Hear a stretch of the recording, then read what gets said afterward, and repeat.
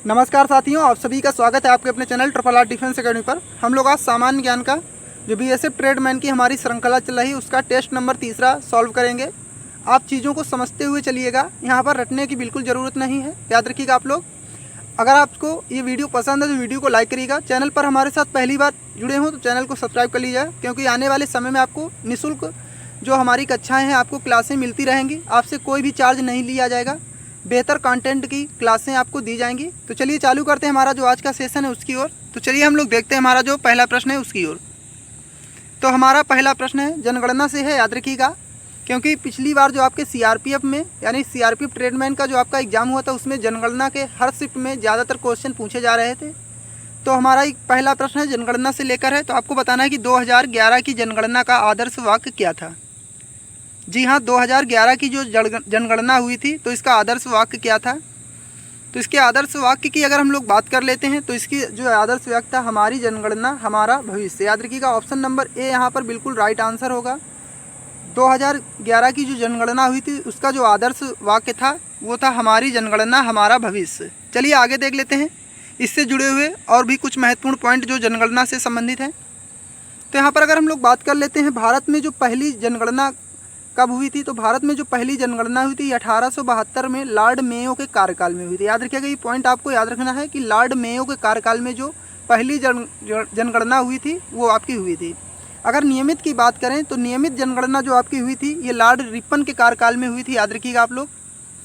यहाँ पर आपसे एक प्रश्न और भी पूछा जाता है, काफ़ी महत्वपूर्ण प्रश्न, कई बार एग्जाम में पूछा भी गया है कि जनगणना का महाविभाजक वर्ष किसे कहते हैं। तो ये 1921 को महाविभाजक वर्ष कहा जाता है। वहीं लघु विभाजक के वर्ष की अगर बात करें, जी हाँ, लघु विभाजक वर्ष की अगर बात करते हैं तो यहाँ पर 1951। अगर हम लोग बात करते हैं जनगणना के अध्ययन को क्या कहते हैं, तो ये आपका डेमोग्राफी कहा जाता है। याद रखिएगा आप लोग। अगर हम लोग बात करते हैं 2011 की जनगणना का शुभंकर की, तो शुभंकर क्या था, प्रगणक शिक्षिका। याद रखिएगा, प्रगणक शिक्षिका जो थी ये शुभंकर था।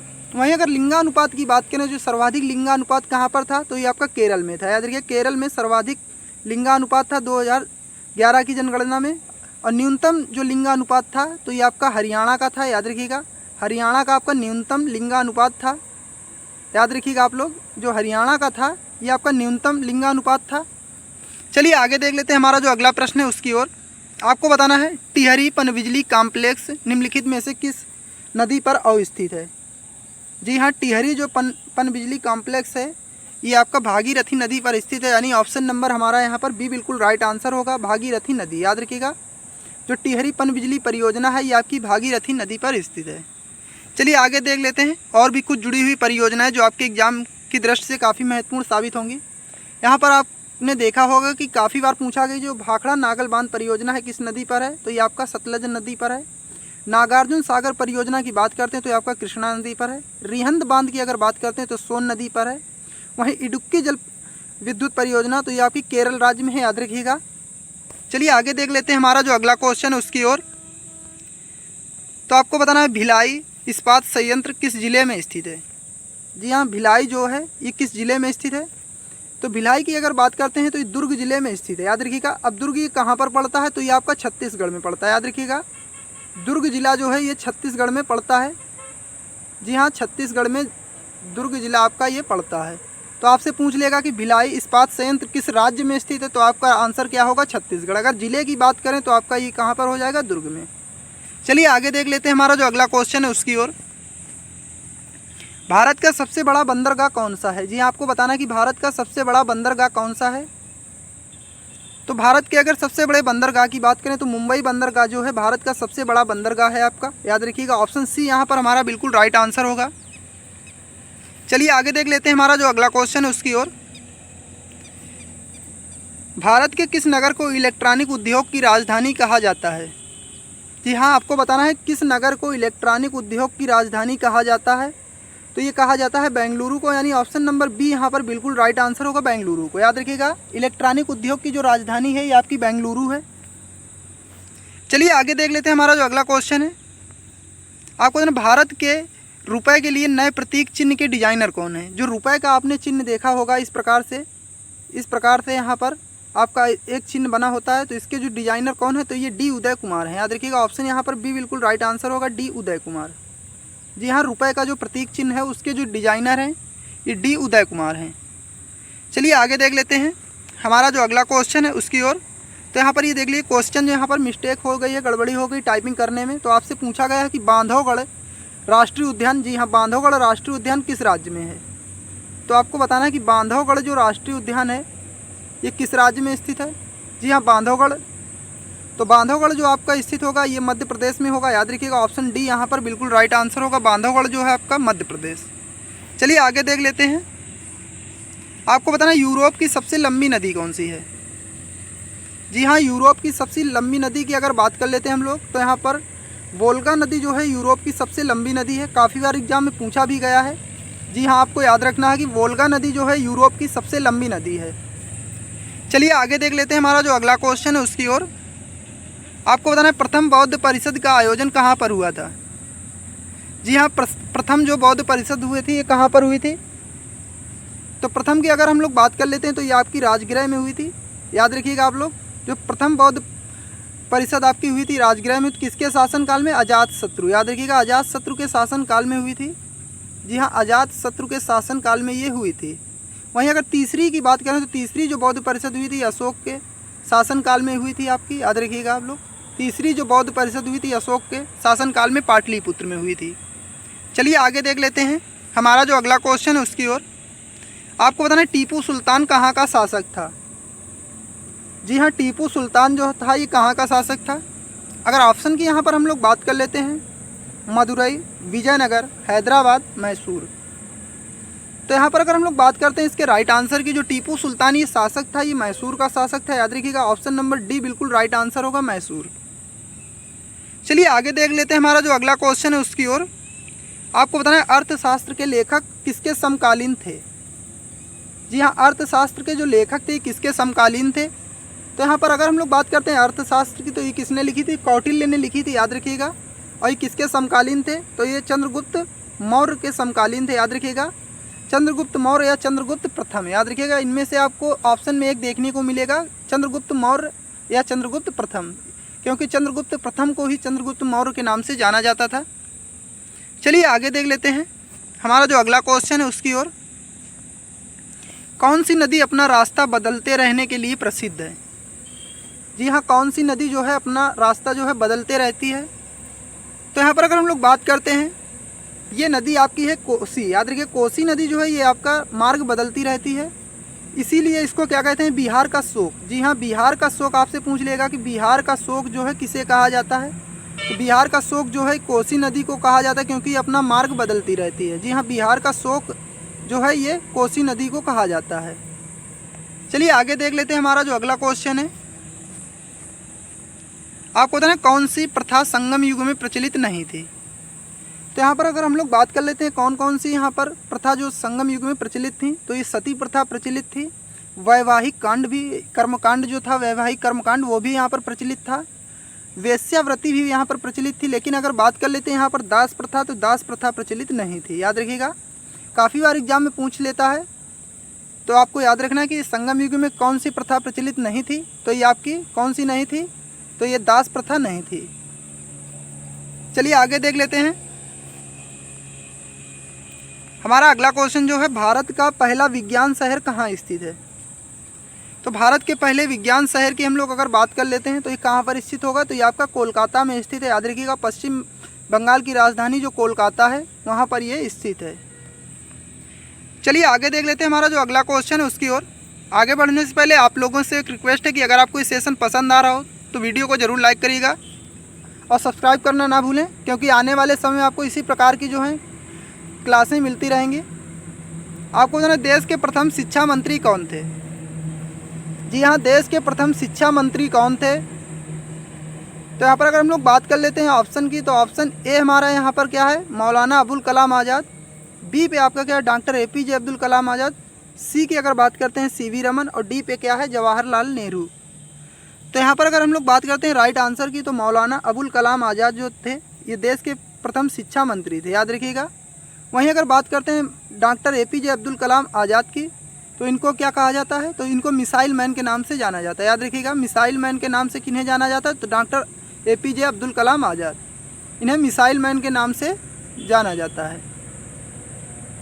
चलिए आगे देख लेते हैं हमारा जो अगला क्वेश्चन है उसकी ओर। तो हमारा अगला क्वेश्चन है, आपको बताना है बिंबिसार का राज्य वैद्य कौन था। जी हाँ, बिंबिसार का राज्य वैद्य कौन था। काफ़ी बार एग्जाम में पूछा भी गया है, याद रखिएगा। तो बिंबिसार का अगर राजवैद्य की बात करते हैं, जीवक जो था इनका राजवैद्य था, याद रखिएगा। जीवक जो था बिंबिसार का राजवैद्य था। चलिए आगे देख लेते हैं। हमारा अगला क्वेश्चन है, हर्षवर्धन की आत्मकथा किसने लिखी थी। जी हाँ, हर्षवर्धन की जो आत्मकथा थी किसने लिखी थी, तो ये लिखी थी बाणभट्ट ने, याद रखिएगा। ऑप्शन ए यहाँ पर बिल्कुल राइट आंसर होगा, बाणभट्ट। वहीं अगर कालिदास की बात करते हैं तो इनकी काफ़ी ज़्यादा जो रचनाएं आया करती हैं, तो इनकी रचनाएं हैं ऋतु संहार है, कुमार संभव है, याद रखिएगा। तो इनकी जो महत्वपूर्ण रचनाएं आपको याद रखना है। चलिए आगे देख लेते हैं। तो यहाँ पर हमारा अगला क्वेश्चन जो है उसको आपको देखना है, राष्ट्रपति को पदभार की शपथ किनके द्वारा दिलाई जाती है। जी हाँ, राष्ट्रपति को जो पदभार की शपथ है किसके द्वारा दिलाई जाती है। तो राष्ट्रपति को जो पदभार की यहाँ पर शपथ दिलाई जाती है, भारत के जो मुख्य न्यायाधीश होते हैं उनके द्वारा यहाँ पर दिलाई जाती है, याद रखिएगा। भारत के मुख्य न्यायाधीश। और इनको जो हटाया कैसे जाता है, जो राष्ट्रपति हैं इनको कैसे हटाया जाता है आपको बताना है, किस प्रकार से। तो इनको जो किस प्रकार से हटाया जाए आपको कमेंट बॉक्स में लिखकर बताना है कि इनको जो है किस प्रकार से हटाया जाता है। तो इनको जो हटाया जाता है आपको बताना है, तो इनको महाभियोग प्रक्रिया द्वारा राष्ट्रपति को हटाया भी जाता है, याद रखिएगा। चलिए आगे देख लेते हैं। यहाँ पर आपसे एक क्वेश्चन और पूछेगा कि अगर भारत के राष्ट्रपति नहीं है, आकस्मिक मान लेते हैं उनकी मृत्यु हो जाती, तो उसके बाद जो पदभार है उसका ग्रहण कौन करेगा। जो पद है राष्ट्रपति के बाद में कौन पद का ग्रहण करेगा, तो उपराष्ट्रपति करेगा। अगर उपराष्ट्रपति भी नहीं है तो उस स्थिति में भारत के मुख्य न्यायाधीश पद का ग्रहण करेंगे। चलिए आगे देख लेते हैं। हमारा जो अगला क्वेश्चन है, आपको बताना है अकबर का राज्य अभिषेक कहाँ हुआ था। जी हाँ, अकबर का राज्य अभिषेक कहाँ पर हुआ था। तो अकबर का राज्य अभिषेक जो हुआ था ये कलानौर में हुआ था, याद रखिएगा। जी हाँ, कलानौर में अकबर का राज्य अभिषेक हुआ था। और इसका नाम पूछ लेता आपसे कई बार कि अकबर का जो नाम क्या था, तो जलालुद्दीन अकबर था, याद रखिएगा। जलालुद्दीन इसे कहा जाता था, जलालुद्दीन अकबर के नाम से जाना जाता था। चलिए आगे देख लेते हैं। जो हमारा अगला प्रश्न है उसकी ओर। तो हमारा अगला प्रश्न है, टमाटर का लाल रंग किसकी उपस्थिति के कारण होता है। जी हाँ, टमाटर का जो लाल रंग होता है किसकी उपस्थिति के कारण होता है। यहाँ पर ऑप्शन की अगर बात करते हैं, लाइकोपिन, कैप्सिन, कैरोटीन और सिलेनिन। तो टमाटर का जो लाल रंग होता है ये लाइकोपिन के कारण होता है। ऑप्शन ए यहाँ पर बिल्कुल राइट आंसर होगा, याद रखिएगा। वहीं अगर बात करते हैं गाजर का जो लाल रंग होता है ये कैरोटीन के कारण होता है, गाजर का। जी हाँ, गाजर का जो लाल रंग आपने देखा होगा तो ये जो होता है कैरोटीन के कारण होता है। चलिए आगे देख लेते हैं। हमारा जो अगला क्वेश्चन है उसकी ओर। आपको बताना है कोलाइटिस रोग किस अंग को प्रभावित करता है। जी हाँ, कोलाइटिस रोग काफ़ी बार आपने एग्जाम में देखा भी होगा, तो काफ़ी बार ये पूछा गया है कोलाइटिस रोग जो है किस अंग को प्रभावित करता है। तो कोलाइटिस रोग जो ये प्रभावित करता है ये छोटी आंत और बड़ी आंत, याद रखिएगा। यहाँ पर ऑप्शन सी बिल्कुल राइट आंसर होगा, छोटी आंत व बड़ी आंत को प्रभावित करता है कोलाइटिस रोग जो है। चलिए आगे देख लेते हैं। हमारा जो अगला क्वेश्चन है, यहाँ पर ऑन्कोलॉजी में किसका अध्ययन किया जाता है। तो आपको बताना कि ऑन्कोलॉजी में किसका अध्ययन किया जाता है। तो ऑप्शन की अगर बात कर लेते हैं, पक्षियों का, कैंसर का, स्तनधारी का और भूमि का। तो यहाँ पर अगर हम लोग बात करते हैं ऑन्कोलॉजी में किसका अध्ययन किया जाता है, तो कैंसर का अध्ययन किया जाता है, याद रखिएगा। और पक्षियों की अगर बात करें तो इनका कहते हैं ऑर्निथोलॉजी। जी हाँ, ऑर्निथोलॉजी में जो है यहाँ पर ऑर्निथोलॉजी में पक्षियों का अध्ययन किया जाता है। ऑर्निथोलॉजी जो आपकी है ये पक्षियों से संबंधित शाखा है। वहीं भूमि की अगर बात करें तो पेडोलॉजी जो होती है, भूमि का अध्ययन पेडोलॉजी में किया जाता है। जी हाँ, भूमि का अध्ययन की अगर बात करें, आपसे पूछे लेगा भूमि का अध्ययन किसे कहा जाता है, तो पेडोलॉजी को भूमि का अध्ययन कहा जाता है। चलिए आगे देख लेते हैं। हमारा जो अगला क्वेश्चन है, आपको बताना राज्यसभा की बैठक की अध्यक्षता कौन करता है। जी हाँ, राज्यसभा की जो बैठक की अध्यक्षता करता है यहाँ पर ये आपका उपराष्ट्रपति करता है। ऑप्शन नंबर ए यहाँ पर बिल्कुल राइट आंसर होगा, याद रखिएगा। इसको जो सैलरी मिलती है ये उपराष्ट्रपति पद की नहीं मिलती है, बाकी जो राज्यसभा का अध्यक्ष होता है उसी की सैलरी इसको दी जाती है, याद रखिएगा आप लोग। तो ये पॉइंट भी आपको याद रखना है।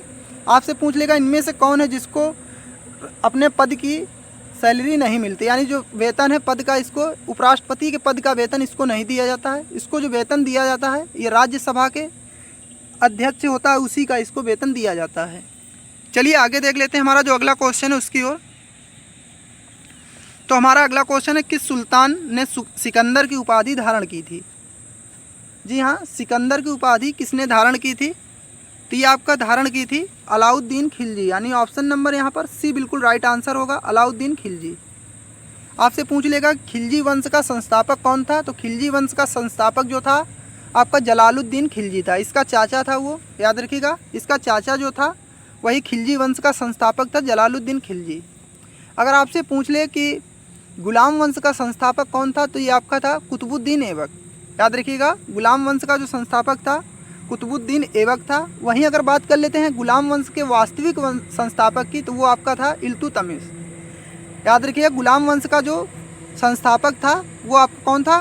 तो कुतुबुद्दीन ऐबक था। अगर वास्तविक की बात करें तो आपका इल्तुतमिश था। चलिए आगे देख लेते हैं हमारा अगला क्वेश्चन, जो कि आज का लास्ट क्वेश्चन होगा।